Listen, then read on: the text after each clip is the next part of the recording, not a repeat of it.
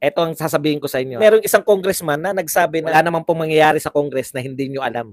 Kaya sa inyo po ako nagpapasalamat, Mr. Mastermind. Oh, nilalaglag niya si Tambi. Hindi po ba very obvious? Huwag nyo na rin pong hanapin kung sino sinasabi ni Paulo Duterte na peking Panginoon. Narito ang Balitang Pinoy TV. Magandang araw sa atin lahat mga kababayan. Dito na naman tayo sa another episode ng ating vlogs. Pag-uusapan natin ngayon, ito po, no? 12 billion, 12 billion inserted to Chacha, no? Sa COMELEC budget po. Yan po ang pahayag nito ni Congressman Edsel Lagman. Ayan. Tapos po, pag-usapan din po natin, ito po, no? Parang may panlilin lang dito sa mga report, no? Yung pinagmamalaki pong report nitong BBM administration. Nagugulat po tayo, no? Kaya magmula ngayon, bubusisiin na natin lahat. Kasi sa totoo lang po, ang dami po nilang biglang nagawa, no? Farm to Market Road, 51%, na free na barangay, drug-free na barangay, no? May trend po, tapos pati po yung pagbabayad ng utang, no? Meron pong tendency itong pagre-report ng, ewan natin kung, alam niyo po, si Pangulong Duterte po, pasensya na, kung makukumpara namin, talagang kakumpa-kumpara, no? Nagtataka po kami talaga. For wala pa pong 2 years, nalagpasan nyo na halos sa report. Kung paano, kulang na lang yung, yung mga infrastructure Kasi wala talaga tayo nakitang pinagawa nila Pag nag-report po na mas marami pa sila infrastructure kaysa kay Pangulong Duterte, putya, ayawan na po yan. Yan po ang paglilingkod natin, susuriin po natin ng konti yan. Lahat po ng mga report nila. At saka ito po, 12 billion. Totohanan na po to, no? Totohanan na po itong Drive for Chacha. Yan po ang pag-usapan natin, pero bago yan, kung bago ka pa lang dito sa ating channel, mag-subscribe ka na. Dahil ito lang ang tayong channel na may kinikilingan, may pinapanigan, una sa balita, huli sa impormasyon, kaya ano pang hinihintay nyo? Pindot na. Okay, pag-usapan natin, no? Ang dami na pong umapalag dito kaya sikat na po to si Mike Abe, no? Yung sinabi niya na masyado daw personal ang mga atake. Kaya mas gusto niya raw umatake. Tunay na oposisyon daw ang dilawan kaysa sa mga DDS. Dahil ang DDS ay personal. Putot mo, Mike Abe. Punta na po tayo rito sa billions inserted. Anin po natin, marami pa rin po nagsasabi na. May nabasa po ako rito, hindi ko na makita. Mga Marcos supporters din po. Asan ang patunay nyo? Nakilala nyo yung nagpopondo dyan sa Chacha. Puta, sila pa rin naghahanap ng patunayan daw natin na may nagpopondo sa Chacha.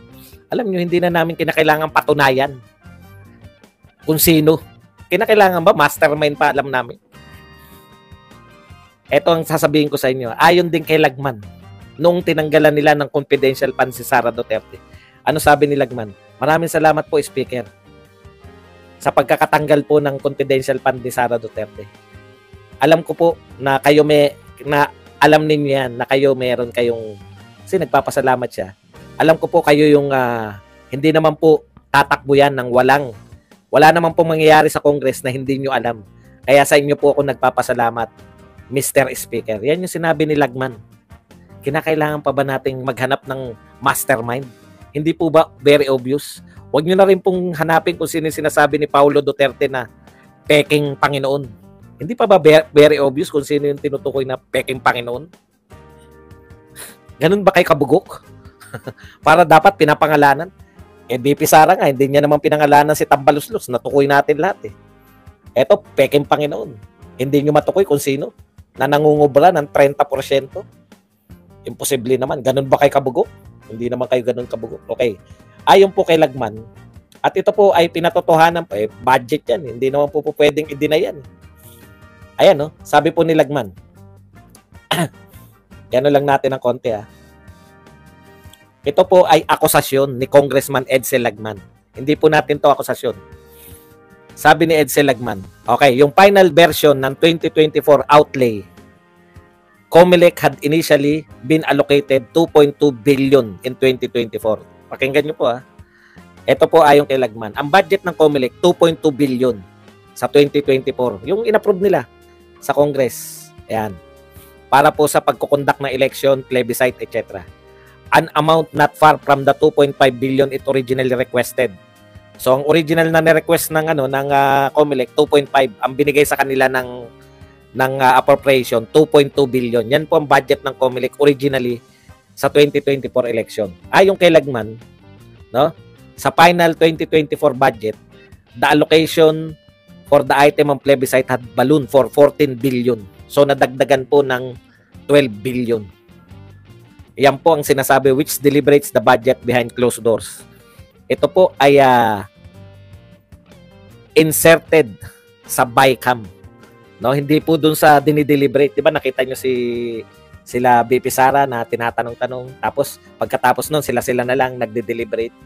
Yung hindi po naka-televise, yung BICAM lang, sila lang po, mga congressman at senador lang. Bigla pong dinagdagan niya ng 12 billion ayon kay Edsel Lagman. 12 billion. Para saan po yung 12 billion? Ayan. Pero bago yan, pinaliwanag muna. Ayan, yung 14 billion na gagamitin po sa budget sa Chacha o sa eleksyon, plebisito, at iba pang eleksyon. Kasama na kung magkakaroon ng Chacha, plebiscite. Yung plebiscite po, yung tatanungin kayo, yung yes or no. Pag nakapag-Chacha na po sila, 2024 to ngayon po to. Bakit 2024? Bakit mabilisan? Kasi nga po, mag-eleksyon na sa 2025. Kinakailangan mabago na yung konstitusyon. Hindi po ba?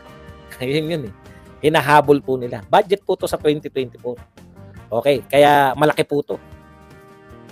Ngayon, ang sabi ni Lagman, etong 14 billion ay mas malaki pa sa 5 departments ng budget. Mas malaki pa yung budget sa migrant workers. Grabe. Mas priority pa yung eleksyon sa Chacha. Ayon kay Lagman, yung plebisito. Kasama na po dyan kung magkakaroon po. Plebisito po yan, Kasama na po dyan yung mga plebisito sa gusto nyo ba maging syudad tong bayan na to. Pero ang laki po nun.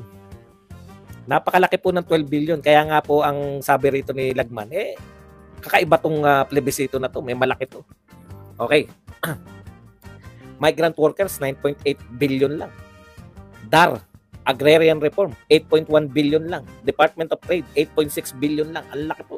Pati po tourism na nag-aakyat po sa atin ng pera. Mas malaki pa po. 3.4 billion lang yung tourism. Imaginein po ninyo, gagastusin sa eleksyon. 14 billion. Grabe po to. Okay. So sabi, ngayon, merong isang congressman na nagsabi na hindi. Hindi po yan, hindi po yan. Yan po yung ni-request ng COMELEC. Sabi nito ni congressman ko. Sabi naman ni Lagman, tinanong niya si mamaya po mga tanong, tanong niyo po yan mamaya. Tandaan niyo nga yung tanong niya, was it for economic? Okay. Sabi ni Lagman, kasi sinasabi nito ni congressman ko na walang katotohanan yung sinasabi ni Lagman. Sabi ni Lagman, tinanong ko sa pamamagitan ng aming common friend, itong si Chairman Garcia. I have asked Chairman Garcia through mutual friend whether he requested this huge increase, and he said no. Hindi pala nila nire-request yan. Following is the record of the pertinent conversation. Ayon po to kay Lagman. Magandang hapon, Chairman G. Pinapatanong ni Congressman ECL, Edsel Lagman. If you or the commission request the 12 billion inserted nung BICAM, tatanungin ka na rin namin ng media. Tatanungin ka rin naman ng media. Nilalaglag niya si Tambi. Pero hindi niya sinasabi na nilalaglag niya si Tambi. Pogi ba ako? Thank you very much sa 199. Pangkape. Yan. Lagman, yan. Chairman, hindi pre. Kaya lang, doon sa President's budget, tinanggalan kami ng 17.4. Kaya binalik lang yung tinanggal na paulit-ulit namin sinasabi sa budget hearing na sana mabalik. Kaya kulang pa ng 5.4. So, hindi sila nagre-request pero tinanggalan sila. Yun naman pala, Lagman Paano mo papaliwanag yun? May tinanggal pala sa COMELEC, binalik lang naman pala. Sabi ni Lagman ito, this 12 billion insertion was not in response to the COMELEC request to restore its budget, which was reduced in submission of the national expenditure. So hindi to what was given to COMELEC was not requested, but it in the form of additional appropriation for the charter change agenda. So tahasan pong sinasabi ni Lagman na yung 12 billion hindi po to ni-request ng COMELEC, pero ito po ay in-insert ng BICAM para mismo sa charter change. Malinaw po 'yan, Inaakusahan na po ni Lagman, additional appropriation for the charter change agenda. yung 12 billion na yan. Kaya direkta po silang inaakusahan ni Congressman Lagman na yung 12 billion na dinagdag ay para yan sa charter change agenda. Hindi, no? Talagang malupitan po to. Ngayon, ang tanong po, ito po ang malaking katanungan eh. At ang dami po sumasagot nito ngayon, no?